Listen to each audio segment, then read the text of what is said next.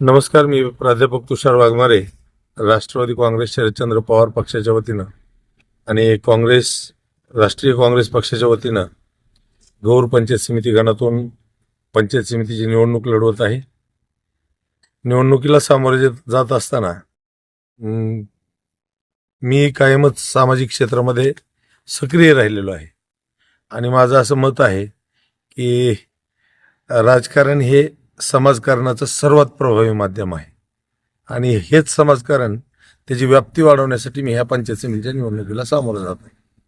पंचायत समिती ची ज्या काही जबाबदाऱ्या असतात, जनरली आपल्या जिल्हा परिषदेच्या शाळा असतील किंवा आरोग्य केंद्र असतील किंवा कृषीविषयक काही कार्यालय असतील, त्याच्या योजना असतील, या सगळ्या योजना प्रभावीपणे राबवणे, शाळांना एक अत्याधुनिक बनवणे आणि आरोग्य सेवा केंद्रामध्ये सुविधा पुरवणे. बऱ्याच वेळा आपण बघतो की आरोग्य सेवा केंद्र आहे, इन्फ्रास्ट्रक्चर नाही व्यवस्थित.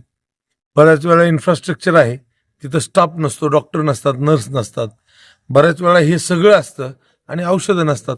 उपयोग काय हे सगळं असून? तर कुठंतरी ह्याच्यात सुसूत्रता कशी येईल? शासन पगारीवर ज्या पद्धतीने खर्च करते त्याच पद्धतीनं निदानाच्या सोयीवर आणि औषधोपचारावर सुद्धा खर्च व्हायला हवेत. तर हे कोऑर्डिनेशन जर झालं तर लोकांना चांगल्या पद्धतीने सुविधा मिळतील. ग्रामीण भागामध्ये मोठमोठे हॉस्पिटल्स वगैरे नाहीत. बराच वर्ग आहे जो सरकारी सेवेवर निर्भर आहे, तर त्यांना रास्त सेवा आणि चांगली सेवा मिळावी याच्यासाठी प्रयत्न करणार आहे. हेच मुद्दे आहेत ना. आता शाळा आहेत, सर्वात उत्कृष्ट शिक्षक वर्ग म्हणजे माझ्या बॅचचे जे टॉपचे पोरं होते ते डीएडला गेले आणि ते शिक्षक झालेत.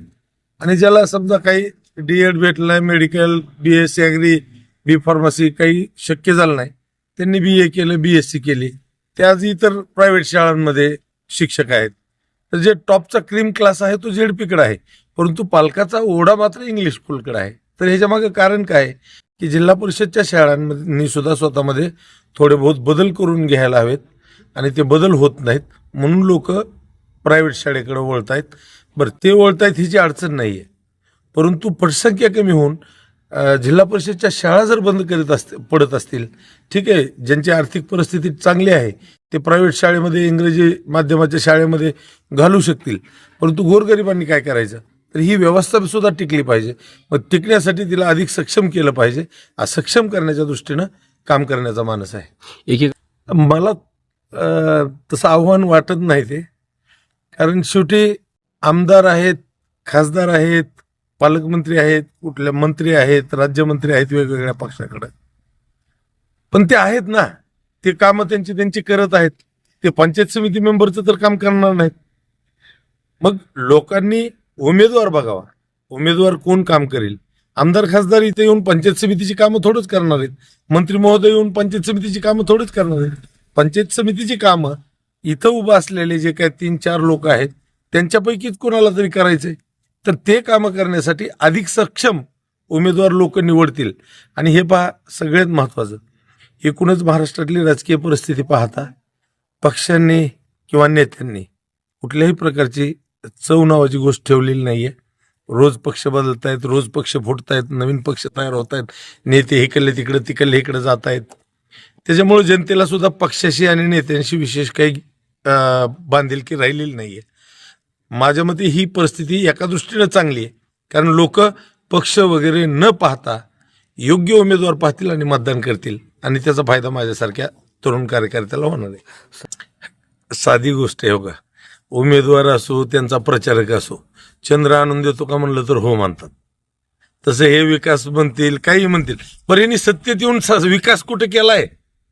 पंचायत समिती मेंबर सोडा हो, तुम्हाला आमदार, खासदार, मंत्री हे तेव्हा केलंय ना लोकांनी, त्याचं काय करायचं? विकास करायचं म्हणजे तुम्हाला आमदार केलं, खासदार केलं, चांगल्या बहुमताने केलंय, त्याच्याबद्दल तुम्ही विकास करणार नाहीत आणि एक पंचायत समिती मेंबर निवडून दिला म्हणून विकास करणार नाहीत का?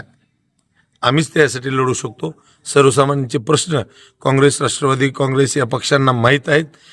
समाजातला जो वंचित आणि दुर्बल घटक आहे त्याला मजबूत देण्याचं काम भारताच्या स्वातंत्र्यानंतर काँग्रेस आणि नंतर पुढे राष्ट्रवादी काँग्रेसनं सुद्धा केलेलं आहे आणि लोकांचा यावर ठाम विश्वास आहे.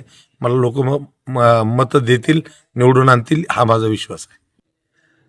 मतदारांना उमेदवारच काय आव्हान असतं की मला मतदान करा, पण का करा हे महत्त्वाचं आहे.